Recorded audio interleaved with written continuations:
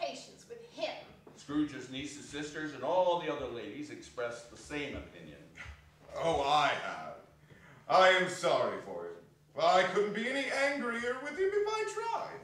I mean, who suffers by his ill whims? Himself. Always. Here he takes it under his head to dislike us, and he won't come to dine with us. What's the consequence? He don't lose much of a dinner. Indeed, I think he loses a very good dinner. Interrupted Scrooge's niece. Everybody else said the same, and they must be allowed to have been competent judges. After tea, they had some music, for they were a musical family and knew what they were about when they sang a glee or catch, I can assure you. But they didn't devote the whole evening to music. After a while, they played at forfeits, and for it's good to be children sometimes, and never better than at Christmas, when its mighty founder was a child himself. There might have been 20 people there, young and old, but they all played.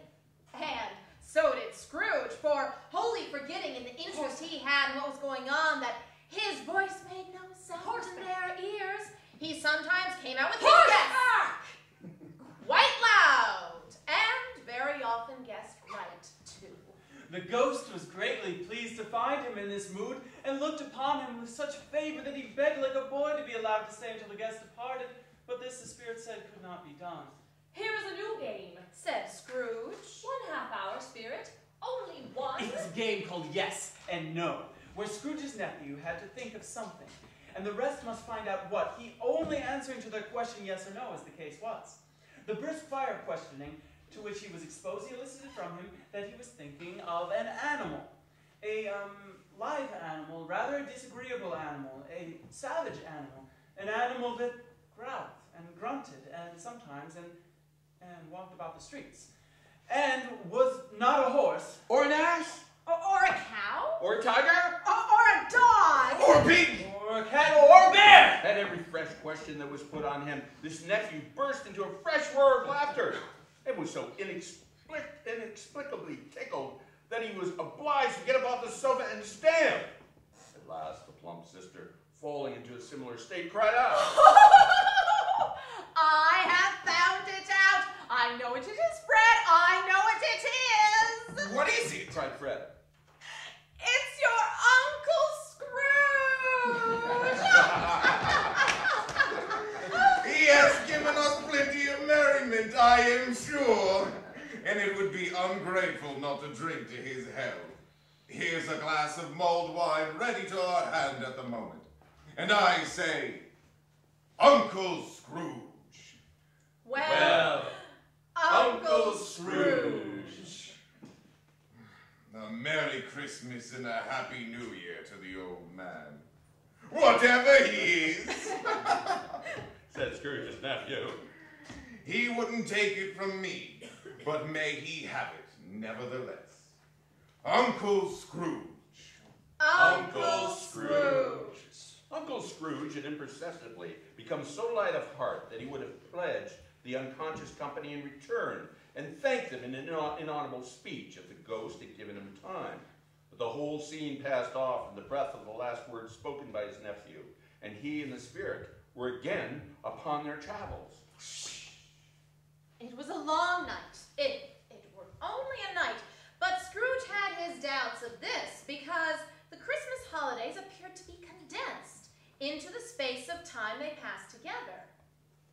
It was strange, too, that while Scrooge remained unaltered in his outward appearance, the ghost grew older, clearly older. Are spirits' lives so short? My life upon this globe is very brief. It ends tonight. Tonight? Tonight, at midnight. Hark, the time is drawing near. The chimes were ringing the 11:75 at that moment. Forgive me if I'm not justified in what I ask, but I see something strange, not belonging to yourself, protruding from your skirts. Is it a foot or a claw? Oh, it might be a claw, for there's flesh there upon it. Oh, man, look here! From the foldings of its robes, it brought out 2 children, wretched, abject, frightful, hideous, and miserable. And they knelt down at his feet and clung upon the outsides of his garment. Oh man, look here! Look down here! They were a boy and a girl. Yellow, meager, ragged, scowling, and wolfish. Scrooge started back, appalled, having them shown to him in this way. He tried to say that they were fine children, but the words choked themselves. Spirit, are they yours? They're man's, and they cling to me, appealing from their fathers. This boy is ignorance. The girl is want. Beware of them both, and of all of their degree. But most of all, beware of this boy. For on his brow I see that written which is doom, unless the writing be erased. Have they no refuge or resource? Are there no prisons? Are there no workhouses? The bell struck 12, and Scrooge looked about him for the ghost and saw it not. As the last stroke ceased to vibrate, he remembered the prediction of old Jacob Marley, and lifting up his eyes, beheld a solemn phantom, draped and hooked, coming like a mist along the ground towards him.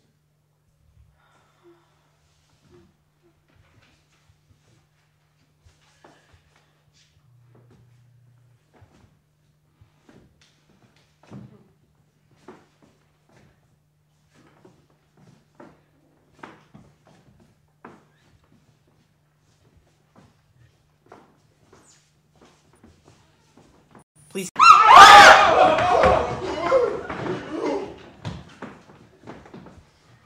Stay for the last of the spirits. The phantom slowly, gravely, silently approached. When it came near him, Scrooge bent down upon his knee, for in the very air through which the spirit moved, it seemed to scatter gloom and mystery. It was shrouded in a deep black garment which concealed its head, its face, and its form, and left nothing of it visible save one outstretched hand. I am in the presence of the ghost of Christmas yet to come, Said Scrooge. The spirit answered not, but pointed onward with its hand. You are about to show me the shadows of the things that have not happened but will happen in time before us. Is that so, Spirit? The upper portion of the garment was contracted for an instant in its folds, as if the spirit had inclined his head. That was the only answer he received. Ghost of the future, I fear you more than any specter I have seen. But as I know that your purpose is to do me good, and as I hope to live to be another man from what I was, I am prepared to bear your company and do it with a thankful heart. Will you not speak to me? It gave him no reply. The hand was pointed straight before them. Well, lead on, Spirit. The night is waning fast, and it's precious time to me, I know. Lead on, Spirit. The phantom moved away as it had come towards him. Scrooge followed in the shadow of its dress, which bore him up, he thought, and carried him along. They scarcely seemed to enter the city, for the city rather seemed to spring up about them and encompass them of its own act. But there they were in the heart of it, on change amongst the merchants, who hurried up and down and chinked the money in their pockets and conversed in groups and looked at their watches. The spirit stopped beside one little knot of businessmen. Observing that the hand was pointed to them, Scrooge advanced to listen to their talk. No, Said a great fat man with a monstrous chin. I don't know much about it either way. I only know he's dead. When did he die? Inquired another. Last night, I believe. What was the matter with him? Asked a third, taking a vast quantity of snuff out of a very large snuff box. I thought he'd never die. God knows. Said the first with a yawn. What has he done with his money? Asked a red-faced gentleman with a pendulous excrescence hanging from the end of his nose that shook like the gills of a turkey cock. I haven't heard. Said the man with a large chin, yawning again. Left it to his company, perhaps. He hasn't left it to me. That's all I know. This pleasantry was received with a general laugh. It's likely to be a very cheap funeral. Said the same speaker. For upon my life, I don't know of anybody to go to it. Suppose we make up a party and volunteer. I don't mind going if lunch is provided. Observed the gentleman with the excrescence on his nose. But I must be fed if I make one. Another laugh.